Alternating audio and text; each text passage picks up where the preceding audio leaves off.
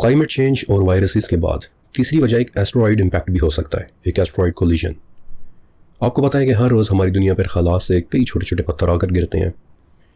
ان میں سے کچھ پتھر چاول کے دانے سے بھی چھوٹے ہوتے ہیں، جبکہ کچھ آپ کی ہتھیلی سے زیادہ بڑے نہیں۔ لیکن ہر چند لاکھ سال میں ایک مرتبہ ایسا ضرور ہوتا ہے کہ پہاڑ کے سائز کا کوئی شہاب ثاقب زمین کی طرف آ جائے۔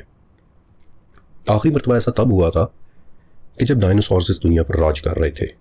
16.5 کروڑ سال تک ڈائناسورز نے اس دنیا پر راج کیا ہے، لیکن ایک دن 10 یا پھر 12 کلومیٹر بڑے سائز کا ایک شہاب ثاقب یعنی ماؤنٹ ایورسٹ سے بھی بڑے سائز کا ایک پتھر زمین کی طرف آیا اور اس قدر قوت سے ٹکرایا کہ جس جگہ وہ ٹکرایا تھا وہاں پر 200 کلومیٹر چوڑا اور بہت ہی بڑا ایک گڑھا پڑ گیا۔ اور یہ وہ شہاب ثاقب تھا کہ جس کے آنے سے 16.5 کروڑ سالہ ایک دور کا اختتام ہو گیا۔ یہ وہ وقت تھا کہ جب دنیا سے ہر بڑی مخلوق تقریباً ختم ہو گئی تھی۔ ان کے لیے وہ دن دنیا کے خاتمے کا دن تھا۔ تو کون جانے کہ کب پہاڑ جیسا ایسا ہی کوئی بڑا پتھر دوبارہ اس دنیا کی طرف اپنا رخ پھیر لے۔ لیکن اگر ایسا نہیں ہوتا تب بھی آپ کو پتہ ہے کہ ہماری یہ کائنات مستقل پھیل رہی ہے۔ ستاروں کا ہر جھرمٹ، ہر کہکشاں ایک دوسرے سے دور ہوتے چلے جا رہے ہیں۔ کائنات کے اسی پھیلاؤ کی طرف ایک اشارہ بیسیکلی سورہ ذاریات میں بھی ہے کہ آسمان کو ہم نے انتہائی قوت سے بنایا ہے اور ہم ہی اسے پھیلانے والے ہیں۔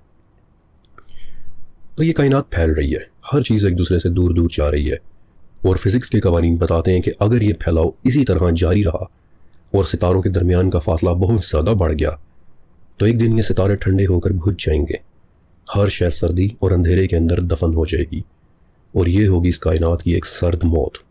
لیکن یہ بھی ہو سکتا ہے کہ جیسے یہ کائنات پھیل رہی ہے، انفلیٹ ہو رہی ہے، بالکل ویسے ہی کہ جیسے کوئی غبارہ پھیل رہا ہوتا ہے۔ آپ ایک غبارے میں ہوا بھرتے چلے جائیں، بھرتے چلے جائیں، بھرتے چلے جائیں، تو ایک پوائنٹ پر آ کر کیا ہوگا؟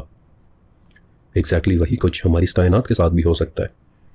تو یہ کچھ سائنٹیفک ویوز تھے کہ جہاں سائنس بھی مانتی ہے کہ یہ پوری کائنات دھیرے دھیرے اپنے اختتام کی طرف بڑھ رہی ہے، لیکن تمام مذاہب بالخصوص اسلام خاتمے کے اس دن کے اوپر بہت زیادہ فوکس کرتا ہے۔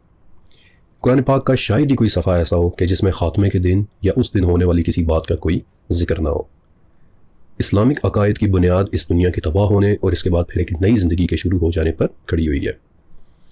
بلکہ البقرہ ہی کی ایک آیت ہے کہ اچھائی مشرق اور مغرب کی طرف منہ کرنے میں ہی نہیں، بلکہ اصل میں اچھا شخص وہ ہے کہ جو اللہ تعالیٰ پر اور قیامت کے دن پر یقین رکھتا ہے۔